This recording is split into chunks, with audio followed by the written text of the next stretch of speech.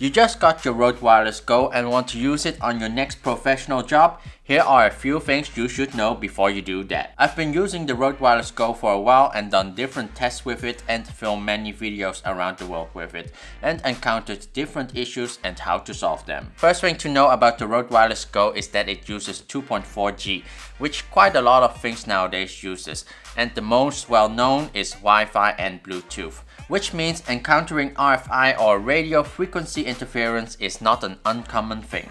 So I'm now using the RØDE Wireless Go with the wind filter. You should always monitor the sound when you're using the RØDE Wireless Go. However, if your camera does not have a headphone jack out, you can just directly plug in your headphone into the receiver to check for RFI before you're hitting the record button. However, you would think RFI issues would be around busy cities with a lot of routers.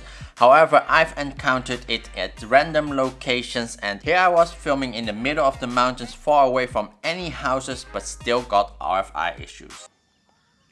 Hey guys, Chung here. We are here with the biggest troublemaker. Here was something in my pocket that got Wi-Fi and Bluetooth. Of course, that was my phone.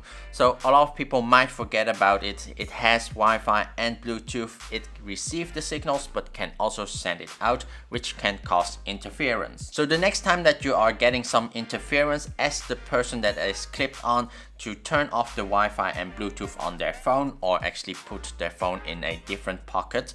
And of course also turn off the Wi-Fi and Bluetooth on your own phone because you're standing next to your camera, which got the receiver on it. Another problem I've encountered was that the RØDE Wireless Go is pretty powerful and it causes other systems to have like RFI.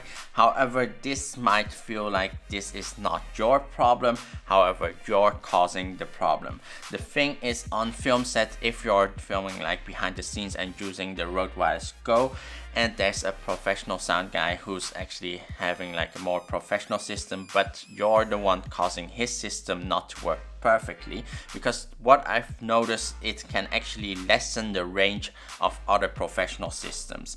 And also if you're using this for like at a wedding or for a speech, this can also cause like the hand mic to have like a shorter range and often like cause issue for the venue itself. This might not be a good thing to use at those locations, and just turn off your wireless Go so you don't interfere with the event itself, and just find a different means to record the sound with. Hope this would help you if you encounter the same problems, and if you did, please hit the like and subscribe button here below, and love you all and CD out.